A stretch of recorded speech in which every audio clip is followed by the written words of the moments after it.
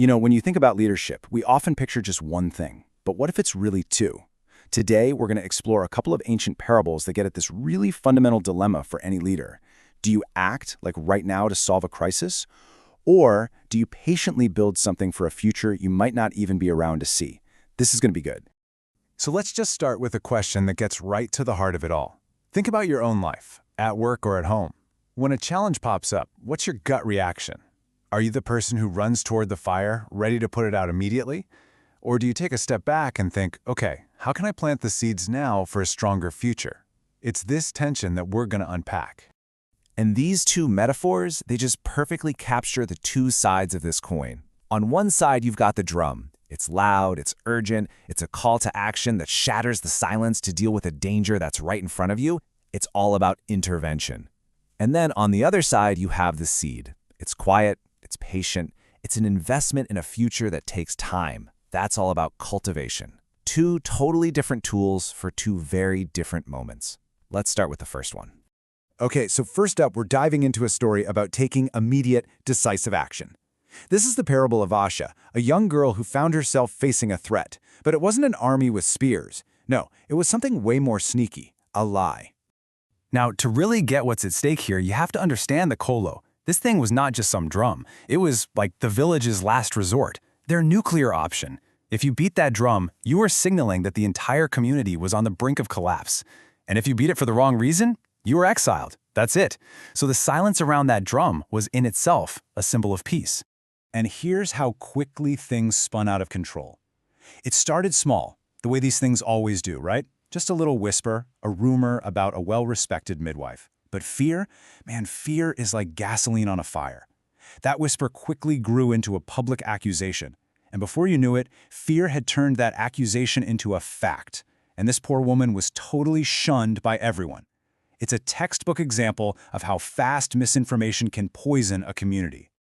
This is the warning Asha gets from her own mother. I mean, can you imagine the pressure? The village elders are telling her to just wait it out. The guys at the market are brushing her off. Her own family is telling her to stay quiet.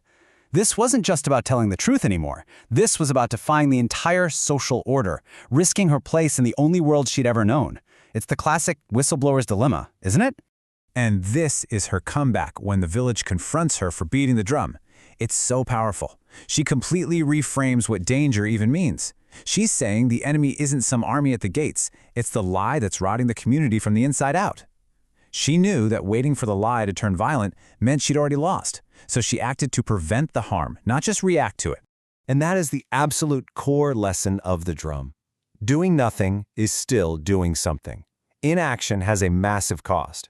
In today's world, this is about confronting that toxic person on your team before they drive away all your best people. It's about fixing a major flaw in your product before it becomes a PR nightmare.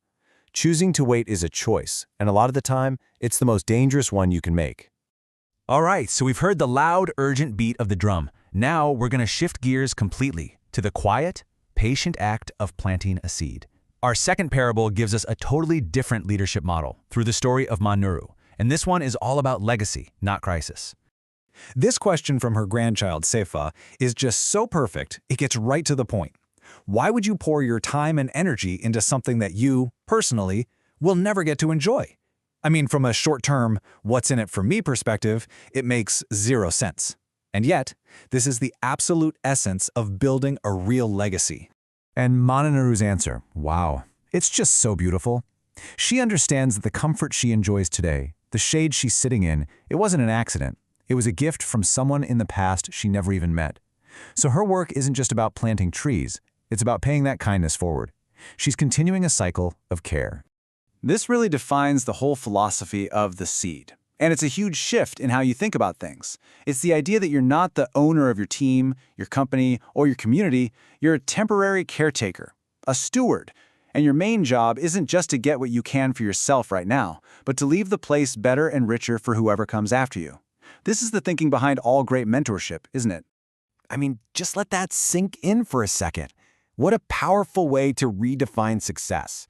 It's not about how long your career is or what your title is. It's about the positive impact you have that keeps growing long after you're gone. You know, the thriving team you built, the supportive culture you created, the knowledge you shared. That's the stuff that lasts. So now we have these two incredible, seemingly opposite ideas, the immediate courage of the drum and the long-term wisdom of the seed. And the key here isn't trying to figure out which one is better. It's about understanding when you need to reach for each one. This table just breaks it down so clearly. Look at Asha and the drum. Her focus was on fixing a wrong right now. The timescale was immediate. Her method, loud, public disruption. And her goal was to preserve the truth. Now look at Manuru and the seed. Her focus was creating a future good. The timescale was generational. Her method, quiet, patient cultivation. And the goal was creating new value. It's like one's a surgeon, cutting out a disease, and the other is a gardener, tending to new life. And really, this is what it all boils down to. You need the drum to save the present, but you need the seed to build the future. A good leader uses both. A great leader has the wisdom to know which one the moment is calling for. So let's bring all of this home. How do these ancient stories actually apply to the choices you face every single day? At your job, in your community, in your life? Here's what you can take with you. First, sometimes you have to be Asha. You have to be the one to call out the uncomfortable truth in a meeting, even if it makes you unpopular. Yeah, it's hard, but the cost of silence is almost always higher. But then, most days, you have the chance to be Manuru. This is the patient work, mentoring a new team member, documenting your process so others can learn from it, investing in projects that won't pay off for years. The bottom line is that leadership means you have to be both a protector and a planter. The real genius is knowing which hat to wear. So we'll end on this thought. The next time you walk into a meeting or you're facing a tough decision, just take a second and ask yourself, does this moment call for the loud, clarifying beat of the drum, or does it call for the quiet, hopeful act of planting a seed? Your answer to that question will define the kind of leader you truly are.